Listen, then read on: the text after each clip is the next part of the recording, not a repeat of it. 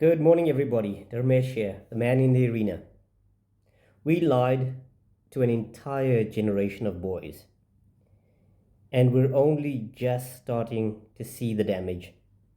We told them their instincts were dangerous, that their aggression needed medicating, that their energy needed managing, that their desire to compete, to win, to lead needed apologizing for. We took the thing that makes a boy want to climb the highest tree and we called it a disorder.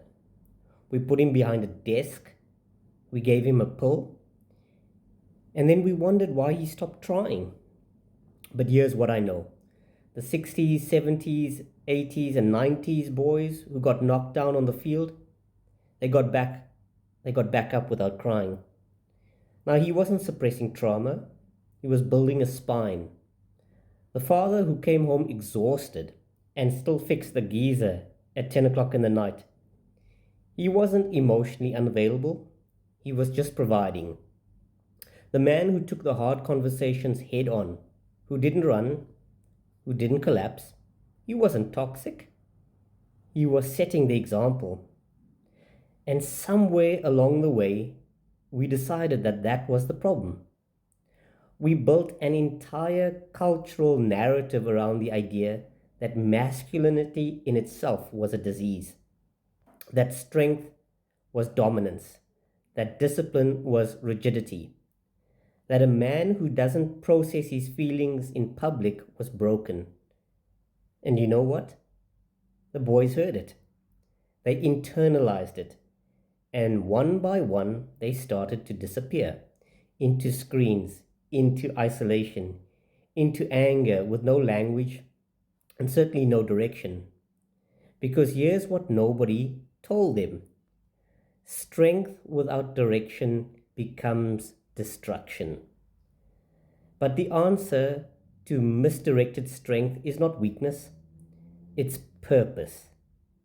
Now, let me be clear about something, very clear. This is not about women. A strong woman deserves a strong man, not a man she has to carry, not a man who needs her to shrink so he can feel tall. The woman I've admired most in my life, my mother, she and my dad were a fantastic team, and they wanted more.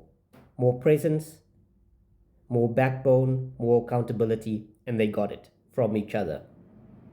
A man could hold their ambition without feeling threatened by it, who could lead when she needed rest, who could stand firm when everything around them was falling apart. So this is not an attack on women, this is a gift to all women. Because when men are lost, families fracture. When men check out, children grow up without anchors. When men are weak, not physically, but in character, everyone around them pays the price. We need men who carry weight without announcing it, who take the hit and keep standing, who build things, who fixes things, who stay, who are strong enough to be gentle, hard enough to be kind, disciplined enough to be free.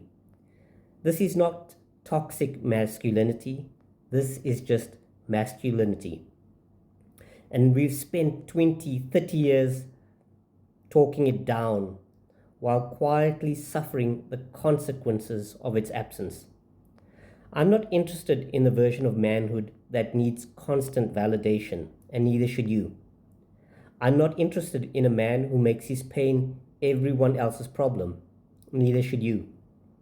But I'm also not interested in the man who was so hollowed out by culture that he hated what he was or what he became, that he forgot to stand up straight. You want to know what the world actually needs, gentlemen?